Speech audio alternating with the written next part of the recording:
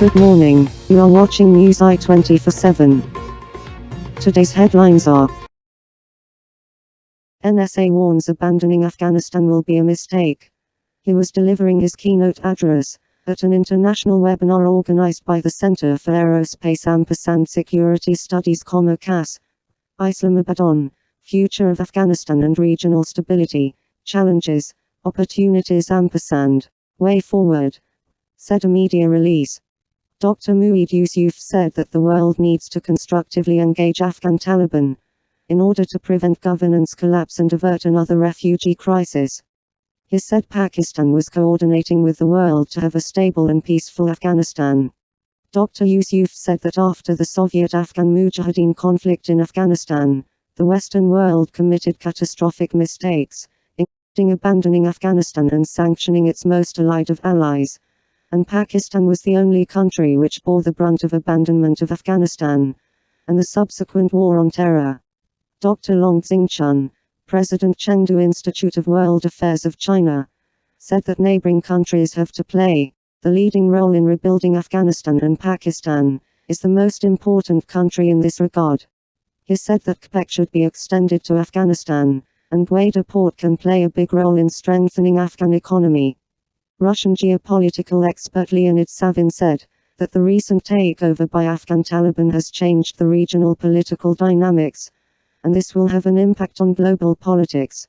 He said Russia can recognize the new government if China recognizes it first. Professor Dr. Faisal Al-Hadi Wazin of Salam University, Kabul said that the international community should not corner Afghanistan and give the new government a chance to rule, while Afghan Taliban must also keep their promises, adopt a reconciliatory approach and refrain from the use of force. Dr. Said Kondi Abbas of Quaid-e-Azam University said that both Pakistan and Iran expect an inclusive permanent Afghan government in future. International community must not abandon Afghanistan. Fawad talking to Cuban news agency Prensa Latina, he said the time was ripe for the international community to show its commitment with the humanity, and hopefully the collective efforts of the world would help bringing stability in Afghanistan. Peaceful Afghanistan was not only important for world's tranquility. Peace was imperative for smooth administrative structure in the war-ravaged country, he added. The recent developments in Afghanistan have brightened the chances of stability in Afghanistan. The minister said Pakistan's advice to world again was not to leave the people of Afghanistan in the lurch, and not to allow the extremists organizations around the globe to take refuge in Afghanistan. All and sundry should engage and stand up with very brave men and women of Afghanistan, who sacrificed for a long time, he added. He said the plight of Afghanistan was not of 20 years old, but it's 40 years old, as the former Union of Soviet Socialist Republic, US, had invaded Afghanistan in 1979. Triggering a conflict in the region. In 1988, the West, instead of helping war-ravaged Afghanistan, had abandoned it. Pakistan was left alone to deal with the mess. Fawad said Pakistan had hosted over 5 million Afghan refugees despite fragile economy. He said, instead of helping Pakistan, Pressler Amendment was imposed on Pakistan, which disqualified Pakistan from receiving any more American economic and military assistance. However, Pakistan, Saudi Arabia and United Arab Emirates, did extended help to Afghanistan during that era. But unfortunately, the world had abandoned the people of Afghanistan, which led to a catastrophe. He said Afghanistan become a hub of all terrorist organizations around the world, and this cruel scenario led to 9/11, and after which, the USA had decided to launch full-fledged military operation in Afghanistan, and Pakistan stood. Desire to topple Govt will never fulfill. FARC reacting to the PPP chairman Bilawal Zardari. In a news statement, he said Prime Minister Imran Khan and his government was not afraid of those who plundered the national wealth ruthlessly after coming into power. The democratic government of Pakistan Tehreek-e-Insaf would complete its constitutional tenure, he added. FARC said PPP looted the country's wealth and built palaces abroad whenever it came to power. PPP chairman, he said, defamed the jealous as his party was busy in corrupt political practices. He said, Party chairman was asking the public to gear up the drive against PTI government, so that he continued money laundering, corruption and open fake accounts. Falk said Bilawal had left people of Sindh alone to suffer from poverty, unemployment, poor health facilities and unrest at the province. The people of Sindh would say goodbye to the PPP in next general elections, as people in Punjab had rejected it with power of vote during 2018 elections, he remarked. Ambassador Muni pays tributes to Pakistani soldier martyred in Sudan. On behalf of the Pakistan mission at the United Nations, and the people of Pakistan, offer my deepest condolences to the family of Lance Nakadil Jan who left for eternal abode while on duty, he said in a statement, issued in New York. Lance Nakadil Jan was posted at the African Union hybrid operation in Darfur. On Thursday, 9th of September, 2021, shortly after being taken ill while on duty in El Fasher, the capital city of North Darfur, Sudan, he passed away. Adil Jan joined UNAMID in October 2020.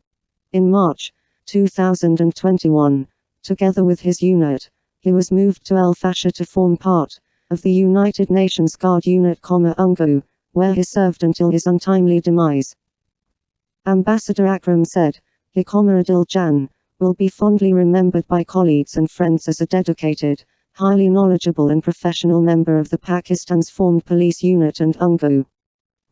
At this hour of grief and sorrow, we sincerely express our heartfelt condolence to the bereaved family, members of his unit, and the people of the Islamic Republic of Pakistan. With great appreciation to his dedicated service for the period which he served the mission.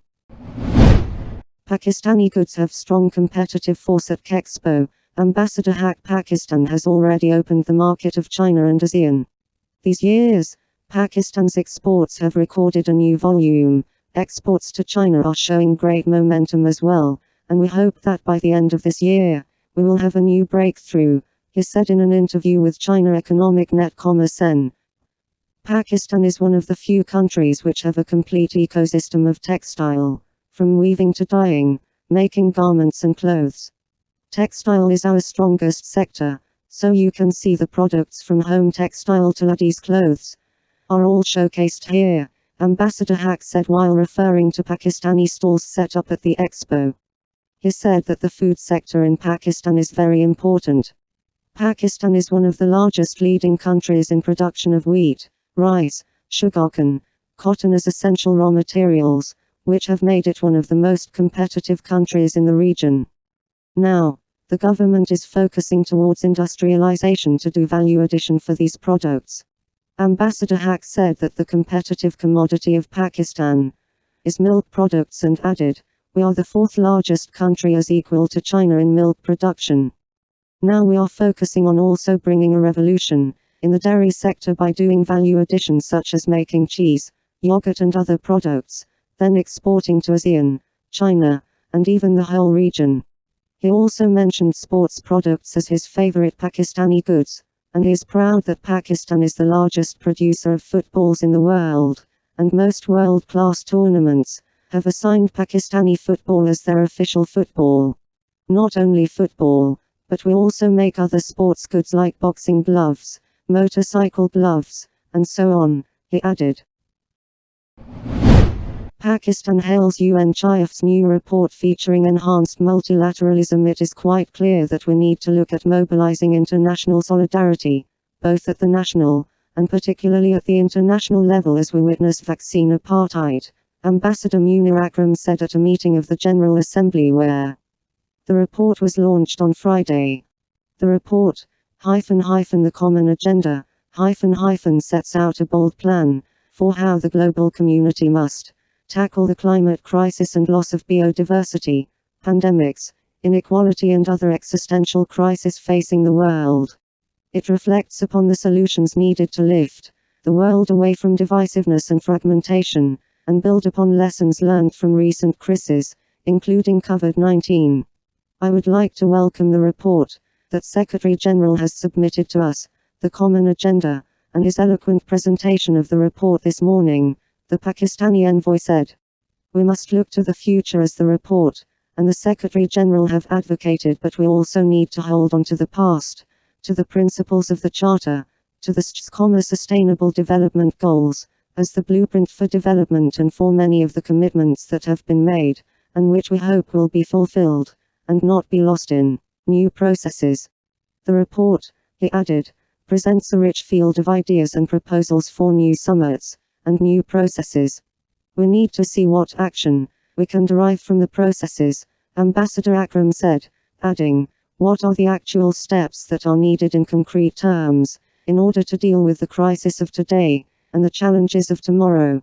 Referring to UN's main responsibility for peace and security, the Pakistani envoy said, "Today, we are facing a surfeit of conflicts and disputes, old lingering conflicts, new and emerging threats.